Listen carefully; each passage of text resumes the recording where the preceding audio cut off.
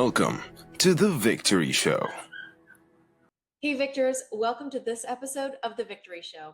If this is the first time you're joining us, I'm Rachel League with Bestseller by Design. Our founder, Travis Cody, is the best-selling author of 16 books, and we've had the privilege of helping hundreds of business consultants, founders, and entrepreneurs write and publish their own best-selling books as well. Through that journey, we've discovered a fascinating pattern. Most businesses really struggle to break past the seven-figure revenue mark. On this show, I sit down with some of the world's most successful CEOs, leaders, and business owners to uncover the strategies they used to scale way past that mark so you can do the same. So get ready for some deep insights and actionable takeaways that you can implement in your life and business starting now. Today's guest is Paul Meyer, a lifelong entrepreneur whose career spans more than 4 decades of building, scaling, and exiting successful companies across multiple industries. Paul began his entrepreneurial journey in 1982, co-founding his first business, Satisfaction Restaurant and Bar. Over the years, he went on to start and grow ventures, including Fusion Ventures, Optima Futures, and Rating Brokers, as well as leading Elite Pacific, the real estate brokerage and property management company he co-founded in Hawaii in 2005. Under his leadership, Elite Pacific grew from a single new agent to more than 300 team members and achieved over $1.7 billion in annual sales, becoming the third highest volume brokerage and the top vacation rental management company in the state. After several successful exits, Paul founded Happyful, an all-in-one personal development platform that integrates proven strategies for vision setting, goal achievement, mindset, planning, habits, and productivity into one set system designed to drive meaningful, lasting change. Throughout his career, he has trained over 1,000 employees and associates, combining entrepreneurial execution with a passion for helping others thrive. Paul, welcome to the show. Thanks, Rachel. You and Travis have had some really impressive guests, and I'm honored to be here. Well, we are excited to dig in today. Now, tell us, as you graduated college, it seems like right away you decided the traditional career path wasn't quite right for you. So what sparked the decision to forge your own way and become an entrepreneur from day one? So actually, I knew I wanted to be an entrepreneur before I even knew what the word meant. I actually started my first business when I was 12. I was going door to door, convincing neighbors that they needed me to paint their street addresses on their curbs. And then in high school, I started a window washing and painting business to make money each summer. I hired my friends to help do the work, and that continued through my first few years in college. And then the summer before my senior year in college, I partnered with a friend and started a courier and process serving business for attorneys. When it was time to go back to school, I sold it to my sister for $8, and she then ran it and grew it and made enough money to retire on it. So although I did have jobs all throughout high school and college, since I had to pay for all my own college expenses, I always knew I would be in business for myself from the very beginning.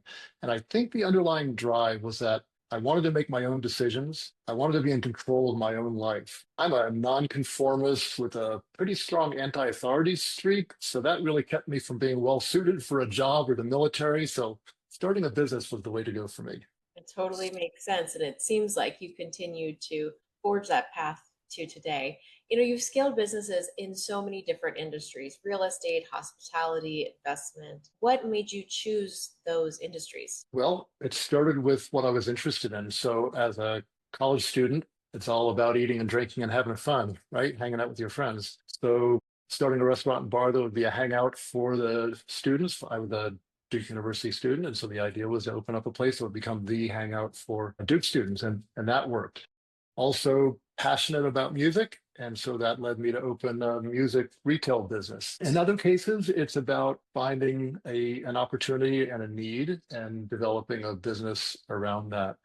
But I think in every case, to be successful, you have to truly understand the customer, and then you have to understand what it is, how you're going to serve them differently from anybody else that solves a pain point or gives them pleasure. How do you go about discovering that and really getting to the core of how to differentiate yourself? Well, I guess you start by understanding the industry or the business. So to give you an example, when I went into the music retail business, that was in 1985. I was looking for a business that could scale better than the restaurant business. So restaurant business was the most fun a person could possibly have at 21 years old, when you are the hangout for all the college students where you went to school, all your friends go there when they come back to town. It's just tremendous fun. And my original plan had been to scale that and open up restaurants and bars in college towns throughout America.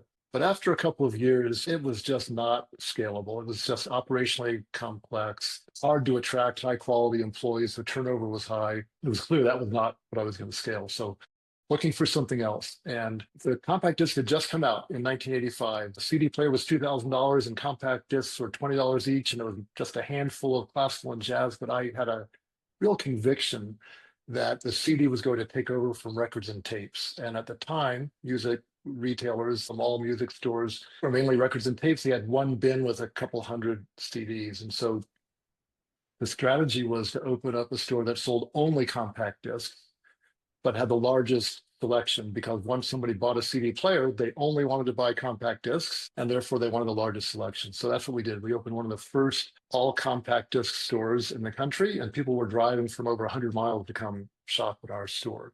So we knew we were onto something. We knew that a business built completely around that passionate music lover who was the early entry into compact discs, if we built the whole business around that, which was primarily with selection, but also the shopping experience, that would be successful. Wow. And to get up to speed on so many different kinds of business models, I mean, it sounds like you were both following your heart and what you really love to do, but also, you had a nose for what might take off in the market. How did you get up to speed quickly on different strategies? Well, that's a great question. It's not really advisable for somebody to start a dozen businesses in a dozen different industries. The general advice is to stick to what you know. You pick one Right. industry, you've done it, you've worked there, you've learned it, and then you go out and you do it yourself on your own. And that probably is better advice. But again, I'm kind of a nonconformist, and I've got a lot of self-confidence. And one of my strengths is that I am able to understand a business and the fundamental keys to success in that business pretty quickly. Obviously, I've read a lot of business books on strategy, operations, culture, the works. And so I'm able to identify a business that looks like of interest to me, do my research, see if there's a real opportunity based on the market, the competition, the growth, and the overall industry dynamics, and then enter it if I like it. It sounds like you have a very methodical approach to a lot of the things that you do. How does that come into effect when you're working on scaling a business? Well, systems are absolutely essential for scaling a business. When you start out with the business, the founder, the entrepreneur is doing everything and just figuring it out as they go along. And then gradually they develop the best ways of doing something. And I've always felt like anything that you're going to do more than once should have a documented system and process. So you figure out the best way to do it that you know of at that time, you document it, then you follow that plan and experiment and innovate off of that and test and see what works better. And then you continually refine your processes. No business can scale without systems, without thoughtful, documented systems for how they operate. That is such an interesting thought. And I've heard this from other entrepreneurs about the importance of systems, because so often you think about the entrepreneurial journey and there's so many moving pieces. Typically, you're trying to get off the ground in a somewhat scrappy, cost-effective way, which means that you're putting in a lot of the sweat equity. There's not a ton of time to go around. And so how do you think about the balance between ensuring 100% accuracy in all of these systems and more administrative pieces versus just getting out there, testing something that's maybe not perfect, and then refining it from there? Most businesses have really three core themes. There's going to be growth, there's going to be improvement, and there's going to be profits. And it's really hard to do all three at once, maybe impossible. It's hard to do two of those at once. So you have to get that balance. It's sort of the green light, yellow light, red light concept. So first you get your systems and execution up to a certain level where you are outperforming the competition, you're efficient, you're satisfying the need, and then now you can push for growth from that. And then that's going to stress out your systems. And so you need to hire more people, train them, develop more systems. And once you get that worked on, and it's all flowing smoothly, then you can grow again. And typically the path is you start out with the improvement side of things, and then you move to the growth side, and eventually you get to the profit side. And tell me about what inspired the different pivots in your career. Was it just that the scale of certain business models topped out, or you just had a new passion that you wanted to go explore? That's a really great question. So with my music retail business, that was mostly about timing. So we started it at the right time in the compact disc evolution, and we exited at the right time. And I had a pretty good idea of when we needed to exit. And so we were actively looking to sell the business when we did. I'd gotten it up to 300 employees and 10 stores in 6 states. Some of those stores were among the highest volume music retail stores in the nation. So we were doing well. We were profitable, growing, everything was great. But I knew that was the time to exit. So we looked for an exit, sold it to Borders Books, and that was a terrific exit for everybody involved. In the brokerage business, that's a little bit different story. So I guess it has the same theme, though. The industry dynamics changed. So with compact discs, what had happened was that the really rapid growth in sales of compact discs was driven by the replacement cycle. People were replacing the records and tapes with CDs, as well as buying new CDs as they came out. So growth was way above the normal trend for the industry during this replacement cycle.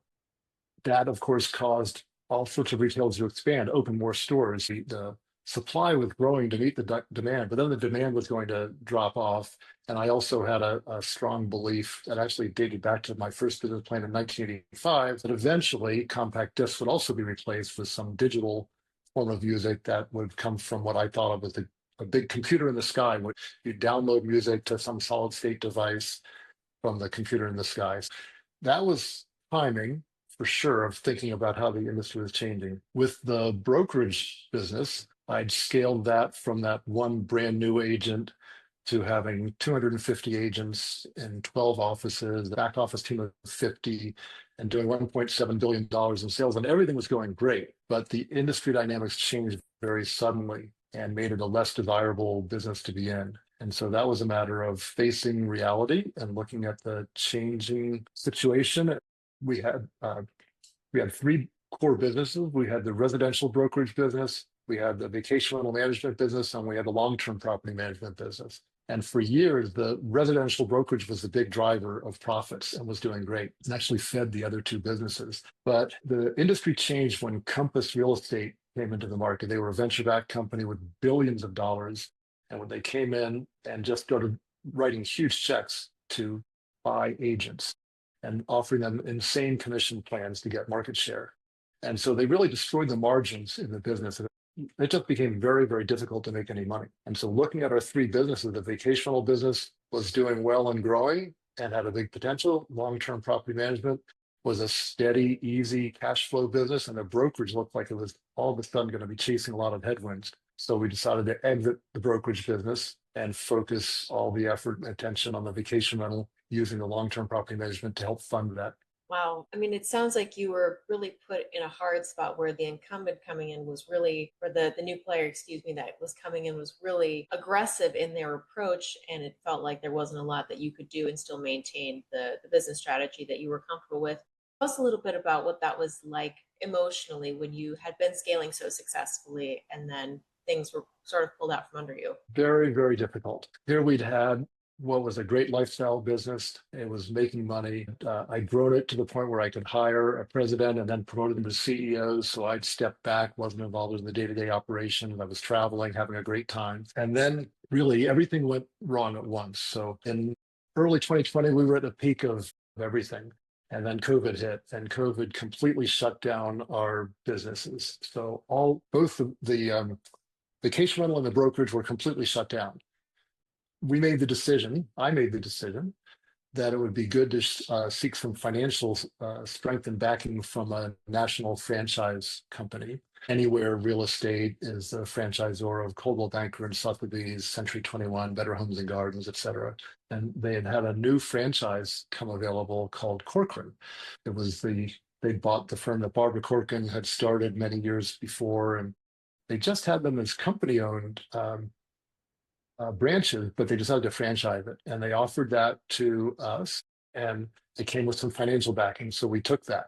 And unfortunately, what happened was that Compass, who you mentioned, took advantage of that situation to attack us. So they entered the Hawaii market 2 years earlier than their stated plan, specifically to attack us. We were the number 3 brokerage in the market. We were the largest luxury brokerage in the market.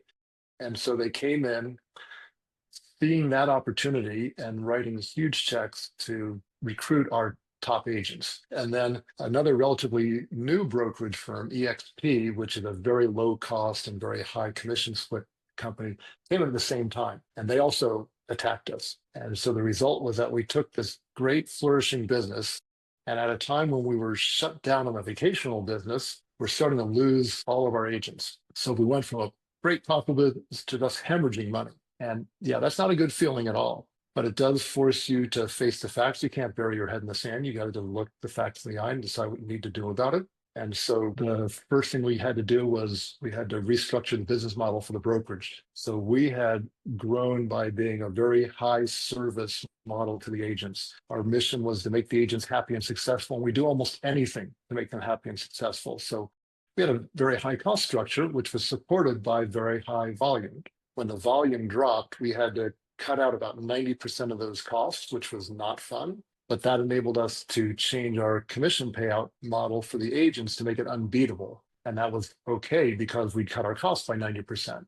And so we just completely retooled the business to have a completely different business model, offered some equity to some of the remaining top agents to keep their loyalty no matter what somebody offered them. And then once we dealt with the situation, all that fear and anxiety goes away. Once you just accept that, okay, here's what the situation is. What do we do about it? There's always a solution, always. And many times the result of what seems like a crisis makes you actually stronger, better. So in our case, we now make more money from our vacation rental and property management business than we ever made from a combination of them, as well as simplifying by only being in two businesses instead of three. Wow. I had a similar scenario actually in my restaurant and bars. This was in Durham, North Carolina. And at the time, North Carolina had some unusual liquor laws. And one of the rules was that there's no such thing as a restaurant and bar. To be a restaurant, you can get a liquor license, but only if your food sales are greater than your beer, wine, and liquor sales combined. And 1 year in, our bar business was so good, it was standing room only every night, that it overwhelmed our food sales. We were 52% alcohol and 48% food. So they yanked our liquor license. So there we are, a restaurant and bar, 1 year old, and they pulled our liquor license. So we had to get creative. How do we grow the food business even more? Sort of the pizza delivery business to help us with that, all sorts of things. And in the end, we got our liquor license back a year later, and we were stronger than ever because of that. So business is nothing but solving problems. It's just one problem after another. And some of them seem like they're tremendous crises, but in fact, there's always a solution, and often you'll end up better off because of it. Wow. I love that there's a clear theme of creativity underpinning all of your solutions. Where do you get the inspiration from for all of those creative approaches to the problems you're facing? So I've always been an idea person, but I will share one habit that is just amazing to help people come up with ideas, and that is to do an input-free wake-up walk. So shortly after you wake up, get outside with no phone, no music, no podcast, sorry, no nothing. It's just you, the birds, nature, and your ideas. And that letting your mind get to rest will help it bubble up so many ideas. You can either prompt it with a question you want to answer the night before or the morning before as you're going out for your walk. But most people live their lives completely filled with inputs. They're just constantly on social media and email and text, and the mind cannot rest and get creative if you're filling it with inputs. It needs quiet. It needs quiet time. It actually needs a pretty good bit. Most of my ideas don't come up until about 15 minutes into my walk, and then they start bubbling up. And I'll walk for 30 minutes to an hour and usually come back with anywhere between 10 and 20 ideas that I've recorded on my Apple Watch. And if you don't have a watch with a voice recorder, just carry a little digital recorder with you. But that's been a fabulous way to generate ideas.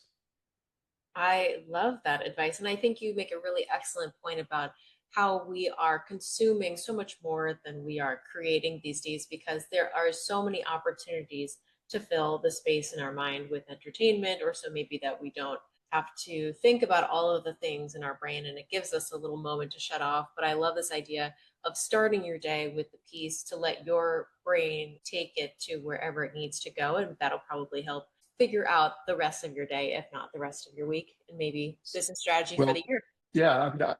when you get perspective, that's when you see bigger picture opportunities or challenges. So most people, as you say, they're spending all their time being entertained and distracted. So they never even get to think about the small opportunities in front of them. But the further away you get from that, the higher up you go. You want to get that mile high view and really see the big picture. I had a great experience that taught me a lot about that. I did a week-long rafting trip on the Grand Canyon, on the Colorado through the Grand Canyon, and there's no connectivity at all. So there's literally no way to have any input for a week. And that helped me get such perspective to see the big themes, the big picture, both personally and professionally. And that's also part of the reason for doing that input-free walk first thing in the morning.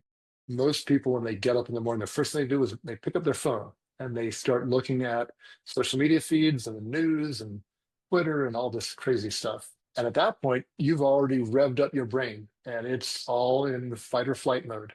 So when you first wake up, if you don't look at anything, your mind is still clear and rested. And that's when it's going to be creative. And yes, I've had some unbelievably valuable ideas from these walks.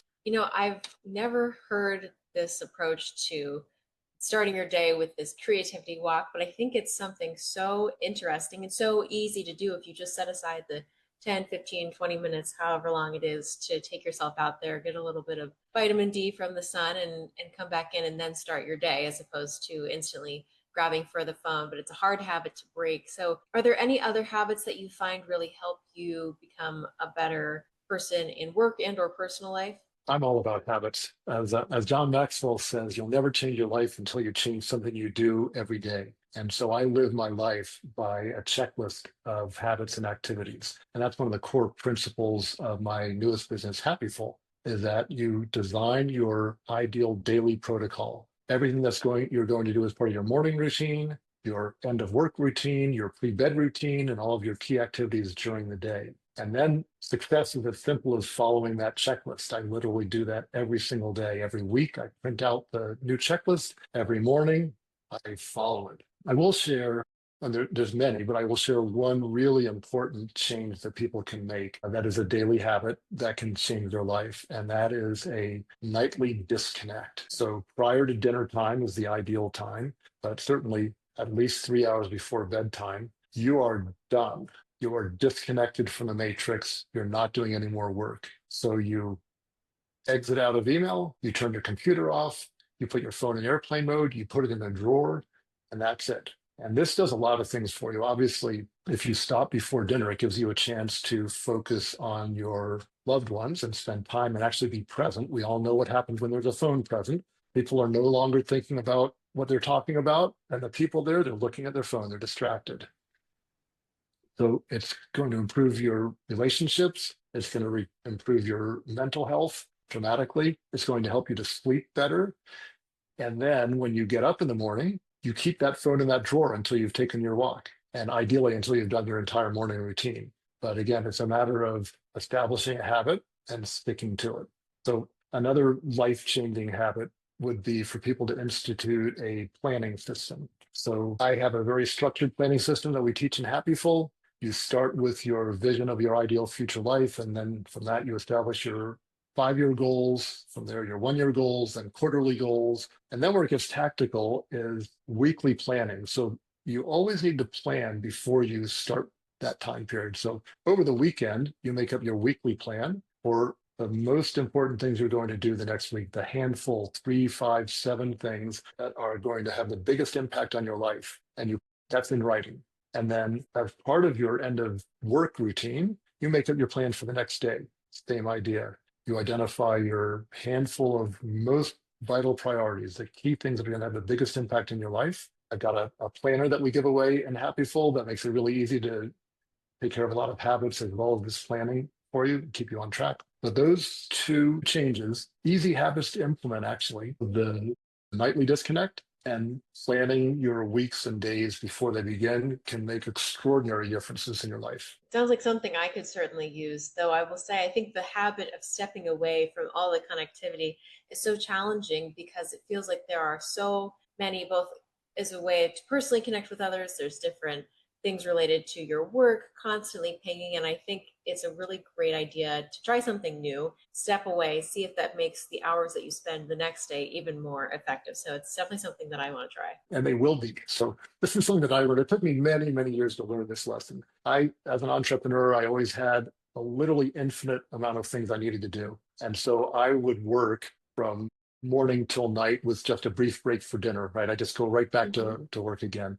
And I could never get everything done. And finally, I learned to stop and stop before dinner. And not only was that much better for, again, relationships, mental health, sleep, but it also forces you to limit yourself to just the most important things. So when you feel like you have infinite time to get your work done, well, then you have time to do everything, including the trivial and unimportant. But if you have a limited defined time, then you're forced to limit yourself to just the most important things, the most impactful actions you can take in that time period. And to give an example, let's say that you had some crazy disease and you could only work for 2 hours a day or else you'd die. But in those 2 hours, you had to make enough money to support your family. You had to pay the mortgage, pay all the expenses. You had to bring in just as much money as you bring in right now in 2 hours a day. Well, how would you act? You would do only the most important things for those 2 hours, right? You'd figure out how to structure your life, your business, your time, so that you could make that money in those 2 hours. And during those 2 hours, you'd be incredibly focused and productive. You'd only do the most important things. You wouldn't allow any distractions. You wouldn't do anything trivial. So that's just an example. You probably can do more than 2 hours of work a day, but there's no reason why you need to do more than 7 or 8 hours of work a day if you stick to the most important things. I think that's a really important distinction you've made of the quality of those hours, however many they are during the day that you're spending, has to be laser focused and intense. And that enables you to sort of time block what you're doing, personal time, work time. And I think that can be really challenging, as we've talked about a number of times on this show, about how many different sources are competing for our attention constantly. And there are different things, even work related, popping up, fire drills happening that feel like they need to be addressed immediately. And so when there are so many little things continuing to pop up during the workday, how do you set a boundary or say, I need to focus on this really important thing, and you either let that other thing go and it doesn't get done, or it has to get done later? Understanding how to prioritize. This won't surprise you. I have a system for how to prioritize. Everybody's heard of the Eisenhower matrix, or should have, in which everything is categorized in the 4-box matrix of urgency and importance. And so there are things that are urgent that are not important. Those you need to delegate or let somebody else handle, so that you can focus on what's urgent and important, and then also take time to work on what's important but not urgent. And then, of course, there's the not important, not urgent. Just ignore that stuff. Don't even think about it. But I realize that evolution has trained us to pay most attention to something new. And so any new item is going to automatically appear to be a high priority to you. And you're going to want to cheat in that prioritization system. You're going to want to call it important and urgent because it's new, because that's what your brain wants to do from evolutionary training. So I had to create definitions. What is important? And everybody should do the same. So important might be a dollar value. If it is more than, depending on your business, $1,000, it might be important, or $50,000, it might be important. Or it might be if it impacts your strategy. It might be if it impacts your key people. You just define what is important. And then urgency, that's a little bit easier. So urgency can either be must be done today or must be done this week. And if it's not one of those two, then it's not urgent. That helps you when, again, having a system helps you to not be distracted, pulled off course, and lose your focus. That is another beautiful insight of you need to set a materiality threshold, because the inputs are not going to stop coming, and the urgency with which they scream will probably only continue to feel louder as you put them off. But I think it's a wonderful lesson on really thinking hard on how you're spending your time for what's the biggest impact for the things that you care about. And that's probably different for everyone. But I like this idea of going in with a preset definition so that in the moment, it doesn't feel like so much of a struggle to decide what to do next. Without it, you'll cheat. Right. Right. You'll do whatever's new every time. That was also so interesting. This idea of anything that is new feels urgent, and that's something I hadn't heard before. Well, that's the evolutionary programming, because anything new might be a danger. And our Mm, primitive brain's job is just to keep us alive. And so much of what we do as human beings is driven by that evolutionary programming. It's the same reason we have a negativity bias, because we're always looking out for what's wrong because it's dangerous, we might die. And so we have to use our conscious mind, our prefrontal cortex, to come up with systems to override that primitive mind, that reptilian mind that's always going to be trying to just keep you alive. very interesting. Is there any piece of common business advice that you might disagree with or take a different approach to, and what might you offer instead? A couple things come to mind. One of them is something we've already touched at. To be successful, you have to just work nonstop, give it everything you've got. It's going to be an incredible grind for a few years, and it may be for a short period of time. But as we discussed, limiting your work hours will actually make you more productive than feeling like you have to work all the time. So that would be one. And the other one we touched on as well, which is, stick to one thing, only do what you know and just go deep instead of wide and so forth. And that certainly is not something that applied to my life. I like to be challenged. I like new things. I do get bored after a while. And so for each business, once the business challenges were solved, I was looking for something else to do. And it worked for me. I don't know if it would work for everybody. What's next for you and Happiful? I know you have a big goal of trying to reach 1 million people. So what does that look like? So first came the content, and Happyful came out of the training that I'd done for employees, actually going back when I was in my early 20s. I'd always been pretty obsessive about organization and time management. And so I trained employees. I don't know, I was probably 23, 24 years old when I started training employees. I'd read all the books, gone to the seminars, used all the systems, and I trained people. And then I really took that to the next level in the real estate business. So I mentioned that in that business, our mission was to help agents to be happy and successful. And so I developed a complete training program for them, which I called Keys to Success. And it had to do with establishing a vision and a planning system, mindset, habits, systems and routines, and so forth. And whether it was employees or agents, they would take that course, they'd love it. They'd almost invariably say, Paul, you should help others outside of the company. This is too good to keep it just within the company.